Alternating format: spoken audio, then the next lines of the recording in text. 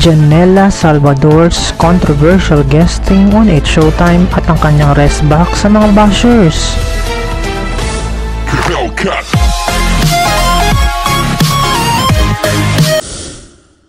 Balita ngayong araw, ang aktres na si Janela Salvador ay nakatanggap ng mga negatibong komento matapos ang kanyang guesting sa sikat na noontime show na It's Showtime.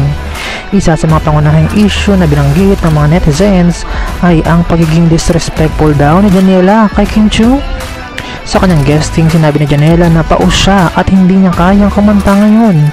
Ngunit ang pagkasabi ni Janela na kayo na lang ay nagdulot ng iba't ibang reaksyon mula sa mga manonood. Maraming netizens ang nagpahayag ng kanilang pagkadismaya sa pagkasabi ni Janela na kayo na lang. Ilang komento ang nagpapahiwatig ng pagkabastos at pagkawala ng respeto sa kapwa-artista. Ngunit sa kabila ng mga negatibong komento, naglabas naman ng pahayag si Janela upang linawin ang kanyang intensyon sa kanyang social media account na X. Sinabi niya na hindi niya intensyon na maging bastos o mawala ng respeto kay Kim Chiu. Ipinahayag niya na ang kanyang sinabi ay dahil sa kanyang pagiging paos at hindi niya kayang kumanta ngayon. Dagdag pa sa mga pangyayari, hindi nagpatalo si Janela Salvador sa mga negatibong komento at pambabatikos ng kanyang natatanggap sa kanyang pahayag sa kanyang X account. Ipinahayag niya ang kanyang paninindigan. If you twist my words, that's on you. I will always be assertive but never disrespectful, sabi ni Janela.